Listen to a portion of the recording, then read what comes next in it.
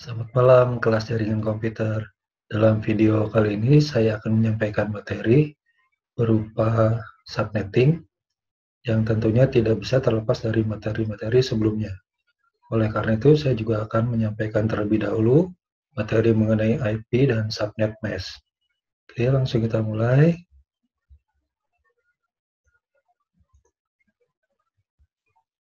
IP atau Internet Protocol seperti kita ketahui itu ada 5 kelas, tapi yang sering digunakan hanya 3 kelas, yaitu kelas A, kelas B, dan kelas C. Nah, untuk kelas A, itu IP publiknya bisa kita lihat dari oktet pertamanya, mulai dari 0.xxx sampai dengan 127.xxx. Sedangkan untuk IP private, kelas A ini, oktet pertamanya itu 10. Default subnet mesh untuk kelas A itu 255.0.0.0 atau apabila ditulis dalam notasi CIDR menjadi /8. Untuk yang kelas B, itu IP publiknya 128.xxx sampai 191.xxx. IP private-nya 172.16.xx sampai dengan 172.31.xx. Default subnet mesh untuk kelas B ini 255.255.0.0 atau ditulis dalam CIDR-nya /16. Nah, untuk yang kelas C, itu IP publiknya 192.xxx sampai dengan 223.xxx. IP private untuk kelas C ini 192.168.xx sampai dengan 192.168.xx. Default subnet mesh-nya 255.255.255.0 atau kita tulis /24. Pada setiap jaringan, jumlah host maksimal akan berkurang 2. Yang pertama itu untuk network ID-nya dan terakhir untuk broadcast. Contohnya pada kelas C private, itu 192.168.100.0 sebagai network ID dan 192.168.100.255 sebagai broadcast, sehingga efektif jumlah hostnya yang bisa digunakan hanya 254. Oke, untuk kelas A, kita tahu dengan default subnet mesh-nya 255.000, ini artinya oktet pertama itu digunakan untuk network ID dan 3 oktet berikutnya untuk host ID. Sedangkan di kelas B, 2 oktet pertamanya untuk network ID dan 2 oktet berikutnya itu digunakan untuk host ID. Untuk di kelas C, itu 3 oktet pertamanya digunakan untuk network ID dan 1 oktet terakhir digunakan untuk host ID. Dengan demikian, untuk kelas C ini kita bisa tahu bahwa jumlah host maksimal yang bisa digunakan adalah 256, namun karena dikurangi 2, itu menjadi 254 host. Untuk lebih memahami hubungan antara kebutuhan jumlah host dengan subnet mesh, di sini ada tabel yang menggambarkan bagaimana hubungan jumlah host, subnet mesh, dan penulisan subnet mesh dalam notasi CIDR. Contohnya di sini adalah apabila kita membutuhkan host sebanyak 254, subnet mesh yang kita gunakan adalah 255.255.255.0 atau dituliskan /24. Apabila kita membutuhkan jumlah host 126, itu subnet mesh yang digunakan adalah 255.255.255.128 atau dalam notasi CIDR-nya /25. Kemudian apabila kita membutuhkan host sebanyak 62, maka subnet mesh yang harus digunakan adalah 255.255.255.192 atau dituliskan /26.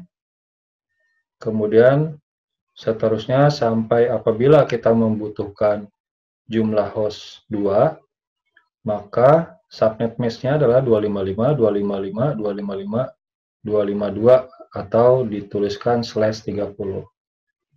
Nah, perlu diingat jumlah host yang ada di sini itu sudah dikurangi 2 karena host yang pertamanya digunakan untuk network ID dan host yang paling terakhir digunakan untuk broadcast.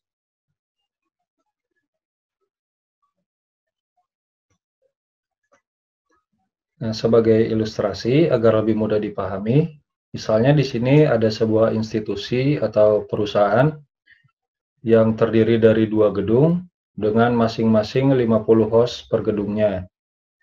Sebagai network administrator, tentunya yang harus dilakukan adalah membagi network menjadi 3 jaringan FLSM atau Fixed Length Subnet Mesh. Artinya nanti setiap jaringan akan memiliki jumlah host yang sama, baik di jaringan 1, jaringan kedua, ataupun jaringan ketiga. Subnet Mesh default kelas C yang kita tahu adalah 255.255.255.0 atau /24 dengan maksimal jumlah hostnya 254. Ini akan kita rubah menjadi 255.255.255.192 atau /26 dengan jumlah host maksimal sebanyak 62 sesuai dengan tabel yang tadi. Kemudian supaya lebih jelas bagaimana subnet mesh tersebut dirubah, kita bisa lihat tabel ini. Yang atas ini, yang 1111111 dengan oktet terakhirnya 0000, ini adalah subnet mesh yang ini 255.255.255.0 ya. Jadi 3 oktet pertamanya itu bernilai 255, sedangkan 1 oktet yang terakhirnya itu bernilai 0. Ini karena kebutuhan subnetting bisa dirubah sesuai dengan jumlah host yang dibutuhkan. Karena tadi dibutuhkan 50 host per gedung, maka kita rubah menjadi seperti ini. Dengan kata lain, subnetting ini prosesnya meminjam bit dari host ID yang tadinya oktet terakhirnya adalah bernilai 0, karena bitnya dipinjam sebagian untuk network ID, ini menjadi oktet terakhirnya menjadi 11000000. Dengan kata lain, 11000000 ini apabila dirubah menjadi desimal akan menjadi 192. Sehingga subnet hasil akhirnya adalah 255.255.255.192 atau /26. Di mana notasi CIDR /26 ini adalah dengan menghitung bit yang bernilai 1. Di sini ada 8, sini 8, ini ada 8, jadi sudah 24 ditambah 2. Sehingga menjadi 26 bit yang bernilai 1. Nah, sisa bit yang ini sebanyak 1, 2, 3, 4, 5, 6, itu 6 digit bit. Ini yang digunakan sebagai host. Nah, apabila ini dijumlahkan, 1 ditambah 2 ditambah 4 tambah 8 ditambah 16 tambah 32, ini totalnya akan 64 host. Tetapi karena dikurangi 2, maka host yang bisa digunakan menjadi 62. Jadi kan tadi ilustrasinya itu kita punya satu jaringan awalnya 192.168.100.0. Nah, ini setelah disubnetting akan menjadi 3 jaringan baru. Yang pertama itu jaringan yang menghubungkan router gedung 1 ke router gedung 2 dengan network ID-nya 192.168.100.0. Kemudian jaringan yang keduanya itu untuk menghubungkan antara router di gedung 1 ke workstations atau host-host yang ada di gedung 1 tersebut. Net ID-nya 192.168.164 yang akan menampung host nomor 65 sampai dengan host nomor 126, dan subnet mesh-nya tadi sudah dirubah menjadi 255.255.255.192. Jadi semua subnet mesh di jaringan baru itu sama. Nah, yang berbeda adalah net ID-nya, di mana net ID ini disesuaikan dengan urutan hostnya. Di jaringan pertama itu mulai dari host 1 sampai dengan host 62, kemudian dilanjutkan karena di sini host ke-63-nya itu merupakan broadcast dari jaringan pertama, maka selanjutnya di jaringan kedua itu network ID-nya 64 dengan hostnya 65 sampai dengan host 126, dan yang ke 127 itu nanti digunakan sebagai broadcast dari gedung 1 ini.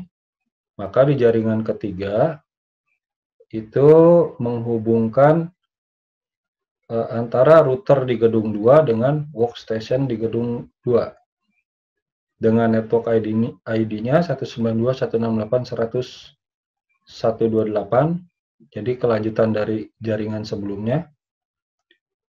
Kemudian host di gedung 2 ini mulai dari 129 sampai dengan 190.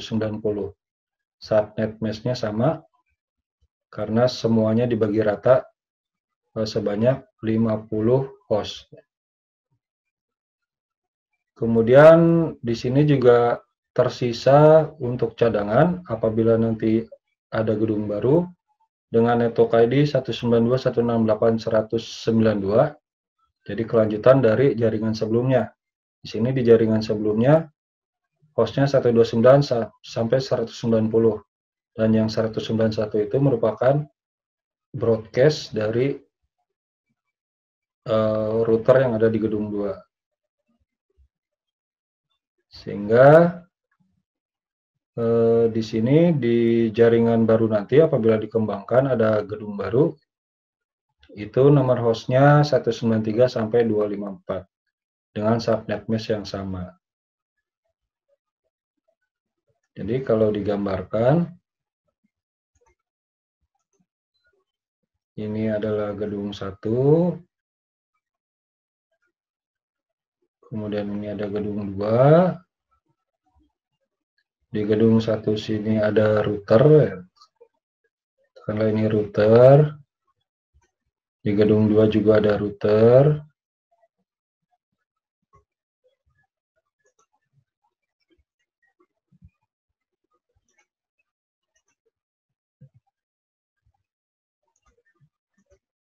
Ini router 1. Ini router 2. Ya, nanti dari router ini akan terhubung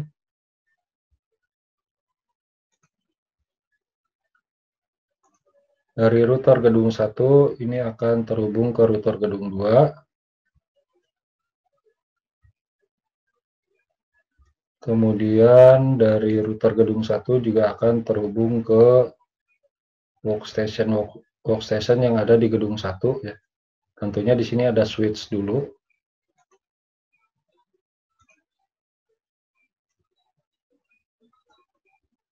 Switch.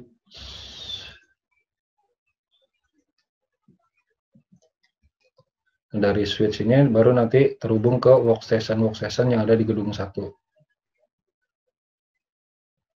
Kemudian di gedung 2 juga akan ada switch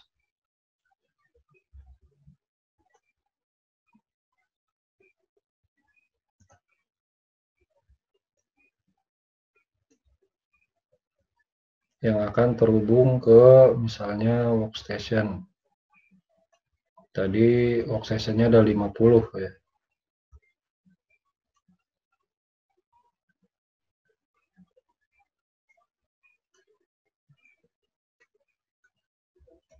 Oke. Ini ilustrasi aja.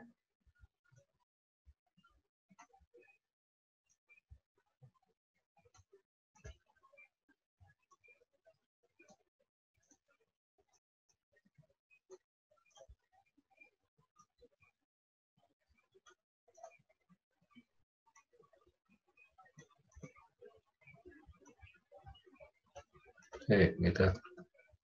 Nah, jadi dari ilustrasi ini tergambar jelas bahwa ada 3 jaringan yang harus dibentuk di institusi ini. Yang pertama tadi ya, router gedung 1 ke router gedung 2. Jadi ini jaringannya. Kemudian jaringan keduanya workstation gedung 1. Jadi dari router sini ke workstation yang ada di gedung 1. Ini adalah jaringan kedua. Kemudian jaringan ketiganya adalah workstation di gedung kedua. Ini gedung keduanya.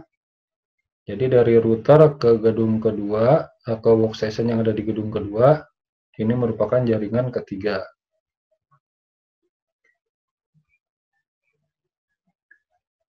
Yang perlu diingat adalah setiap router terdiri dari beberapa interface yang terhubung ke jaringan yang berbeda.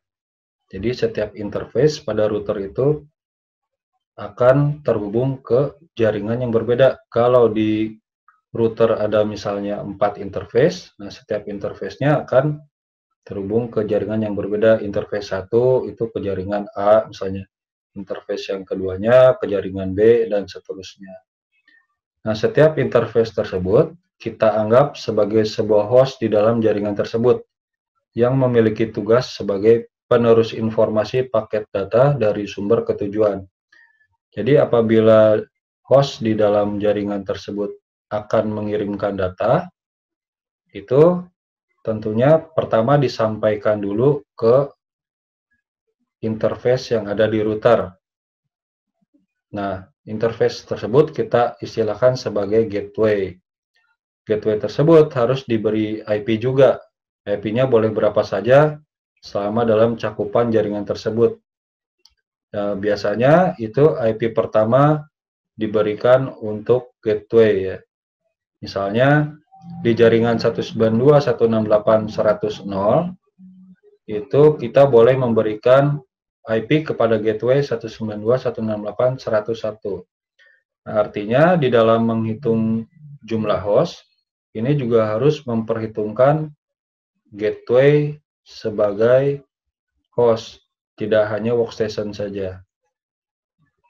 Pada ilustrasi sebelumnya, itu di jaringan pertama hanya menghubungkan router di gedung 1 ke router gedung 2, sehingga tersisa 61 alamat yang tidak terpakai dari jaringan tersebut. Hal ini menjadi tidak optimal dan mubazir, sehingga perlu dilakukan VLSM atau Variable Length Subnet Mesh, di mana VLSM ini memungkinkan jumlah host di setiap jaringan itu berbeda-beda, disesuaikan dengan jumlah kebutuhannya. Tidak lagi seperti sistem VLSM sebelumnya, itu setiap jaringan menggunakan 62 host. Nah, karena di jaringan pertama tadi hanya membutuhkan 1 host sebetulnya, namun apabila kita mengacu pada tabel hubungan antara jumlah host dengan subnet mesh itu, jumlah host terkecilnya adalah 2, maka subnet mesh untuk network yang pertama itu dirubah menjadi 255, 255, 255, 252 atau /30. Ini adalah subnet mesh yang dapat menampung 2 buah host, walaupun kita butuhnya hanya 1.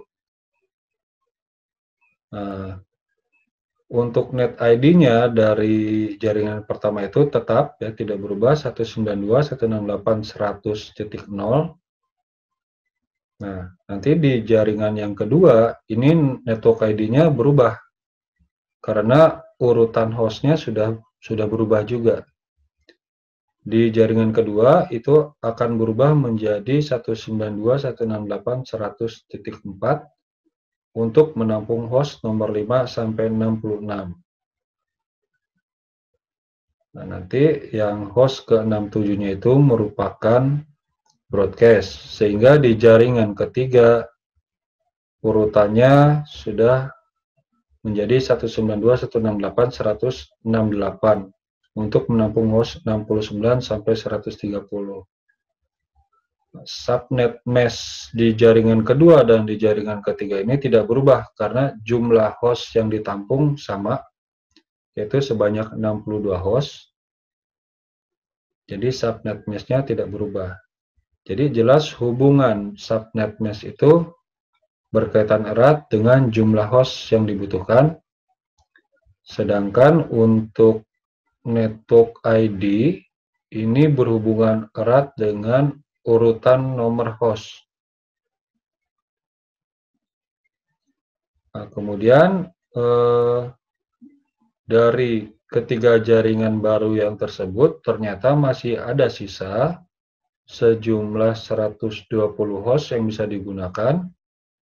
Ini bisa digunakan sebagai cadangan apabila nantinya ada penambahan gedung baru. Nah, di gedung baru tersebut network ID-nya 192.168.132 karena melanjutkan dari nomor host di jaringan ketiga. Subnet mesh-nya ini berubah menjadi 255, 255, 255, 128 atau /25 disesuaikan dengan jumlah host yang akan ditampung 128 host. Jadi jumlah host itu dengan subnet mesh tidak saklek harus sesuai. Apabila misalnya kita butuh 50 host, itu kita alokasikan 62 host sesuai dengan tabel yang sudah dijelaskan sebelumnya.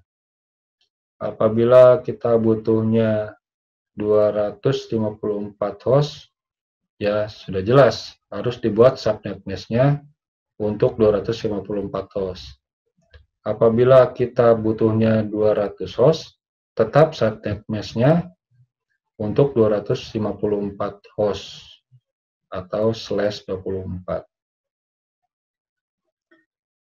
Jadi nanti apabila ada sisa host itu bisa digunakan sebagai cadangan.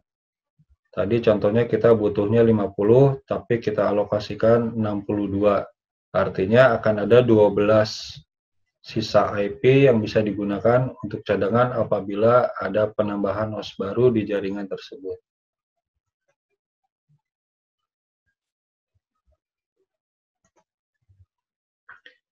Baik, saya kira demikian uraian singkat mengenai subnetting yang berhubungan erat dengan IP dan juga subnet mesh. Mudah-mudahan materinya dapat dimengerti. Sampai ketemu di lain kesempatan. Selamat malam.